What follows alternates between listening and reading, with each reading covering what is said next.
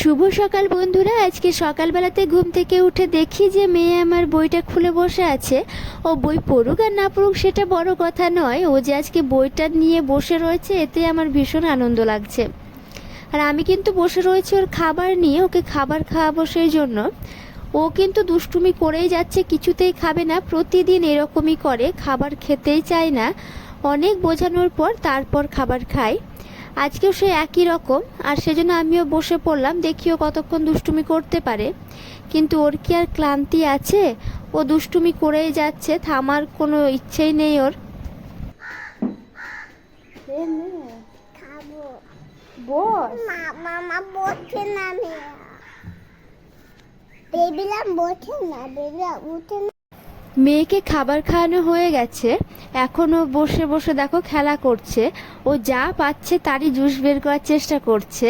না, ও যা পাচ্ছে সবই দিচ্ছে আর বলছে জুস বের হবে, আর না বের হলে কাঁদতে শুরু করে দিচ্ছে।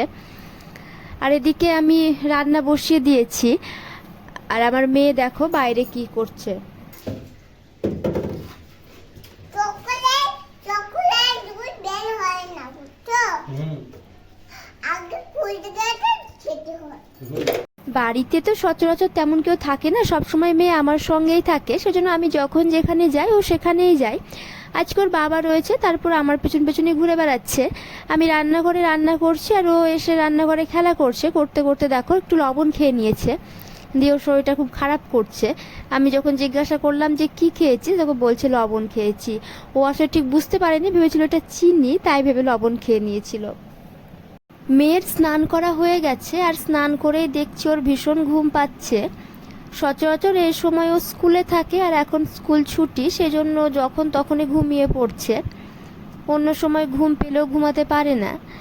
আর এদিকে ওর বাবার খাবার খাওয়া হয়ে গেছে, এখনও বসে বসে আমলকি খাচ্ছে আর টিভি দেখছে। আমারও খাবার খাওয়া হয়ে গেছে, আর ওরা দেখো এখানেই ঘুমিয়ে গেছে। যা গরম পড়েছে, যেখানে পাচ্ছে সেখানে সব ঘুমিয়ে পড়ছে।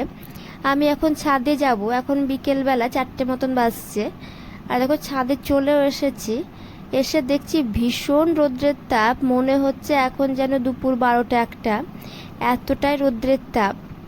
আর ছাদে আসা মাত্রই মেয়ে আমাকে ডাকতে শুরু করে দিয়েছে, ওর বোধহয় ঘুম ভেঙে গেছে। সেই কারণে তাড়াতাড়ি করে নিচে নেমে এলাম, আর এসে দেখছি হ্যাঁ মেয়ে আমার ঘুম থেকে উঠে দেখো বসে গেছে।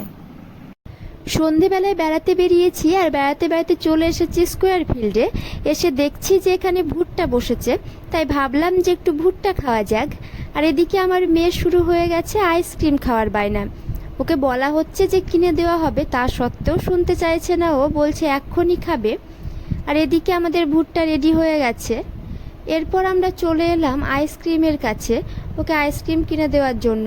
আইসক্রিম কিনে দেওয়া হয়েও গেছে, আর মেয়ে আমার আইসক্রিম পেয়ে এখন ভীষণ খুশি, ওর আর কিছু দরকার নেই।